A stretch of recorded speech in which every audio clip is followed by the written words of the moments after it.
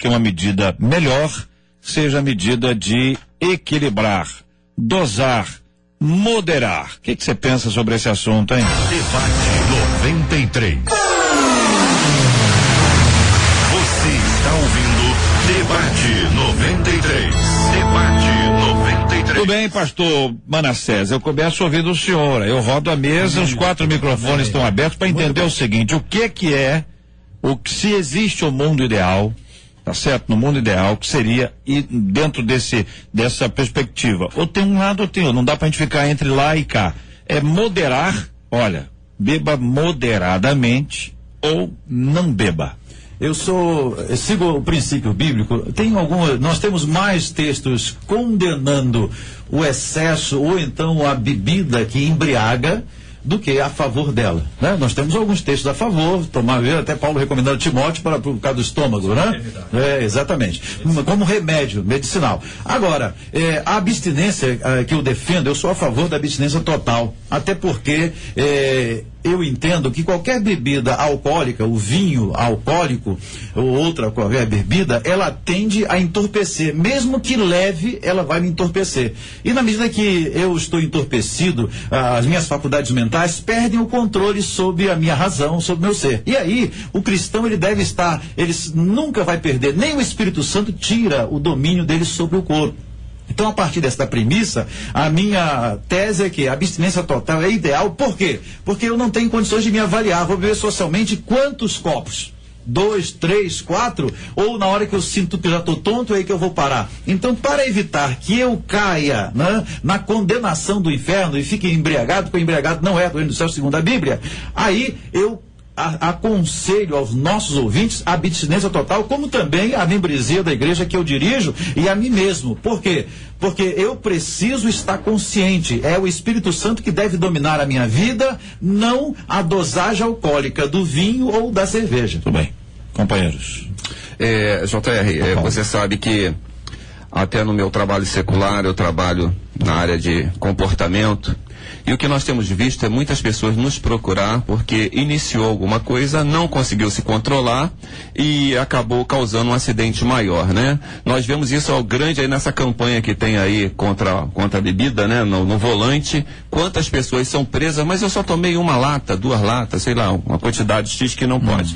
Mas olha só, a bebida, eu tive acompanhando, pesquisando a esse respeito, quando a pessoa bebe alguma coisa, mínima que seja, primeira coisa, ela tem ausência de inibições, ela começa a perder o controle sobre a habilidade motora e a falta de juízo enfraquece o autocontrole. São coisas básicas. Ela até agora ela não ficou trocando perna, não ficou bêbada. É uma coisa simples.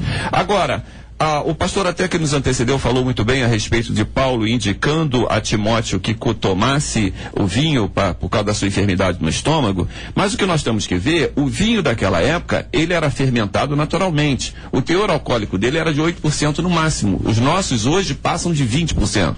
Além disso, esses vinhos, eles eram diluídos, segundo a lei, a 4:1. Eles recebiam 4 quantidades de água. Agora, só que a água naquela época era cheia de problemas, cheia de... tinha um tratamento que nós temos a água de hoje em dia. Então, quando ele bebeu aquilo ali, era até como uma forma de inibir aquela enfermidade que ele estava no estômago. Agora, a minha posição pessoal, eu acho que o melhor é a pessoa nem começar. Eu sou radicalmente contra a bebida, entendeu? Respeito todos os irmãos, todos os que pensam, têm seu pensamento, porque na área do comportamento, eu vejo que o difícil é começar. Quando começar a pessoa, eu tenho controle. Até quanto que ele vai ter? Eu penso que há 3 situações em que a abstinência é recomendada. Uma delas é dependendo da própria maturidade da pessoa, naturalmente menor de idade ou até mesmo maiores que têm algum tipo de dificuldade de maturidade mesmo, que vivem sob a responsabilidade dos pais e tudo, devem se abster mesmo, porque não tem essa capacidade de avaliar a sua lucidez, bebem por aventura, por experiência, por curtição. A outra situação são pessoas que têm um histórico familiar de sensibilidade ao álcool, isso é óbvio. Até mesmo o vinho da Santa Ceia não é recomendado para aqueles que têm um histórico de alcoolismo na família ou consigo mesmo. E também a terceira situação é aqueles que desenvolvem atividades que cuja a ingestão do álcool vai comprometer. A direção é o mais evidente para nós. Então, acho que nesses casos a abstenção é recomendável. Mas efetivamente eu não vejo na Bíblia uma recomendação contra a bebida, mas eu só vejo na Bíblia uma recomendação contra a intemperança, contra a embriaguez. Não estou aqui naturalmente defendendo a bebida, mas estou defendendo a maturidade, desenvolvimento da maturidade das pessoas. Para nós pastores, é muito mais fácil a gente dizer para as nossas ovelhas, não faça, porque nós tratamos de grupos. Nós lidamos com grupos de pessoas. E quando a gente tem uma postura um pouco mais flexível, nós corremos o risco de encontrar no nosso rebanho pessoas que vão exagerar. Mas para sermos verdadeiros com relação à Bíblia, nós precisamos caminhar pelo lado do equilíbrio mesmo. Vamos tentar explicitar um pouquinho mais isso aqui, para a gente entender o que era bebida nos tempos bíblicos. Talvez isso ajude um pouquinho, porque normalmente a gente puxa para um lado, puxa por outro, a gente daqui a pouquinho começa a estar questionando, mas pode vinho, não pode uísque? Pode vinho e não pode não sei o quê? Ou pode isso e não pode aquilo? Então, para a gente trabalhar um pouquinho essa ideia, por exemplo, o que era o vinho para a cultura judaica?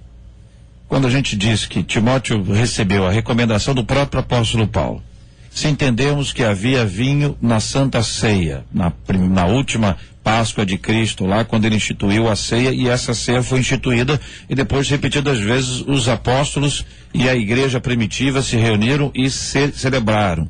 Havia vinho no casamento onde Jesus fez o seu primeiro milagre. O que era o vinho? Estou falando só de Novo Testamento, só para poder entender, desculpa, pastorzão, mas só para poder o seguinte, a questão do vinho e a cultura judaica, porque a gente a palavra de Deus é para nós a única regra de fé e prática, ela é absoluta. Sim. Não tem discussão em relação a isso.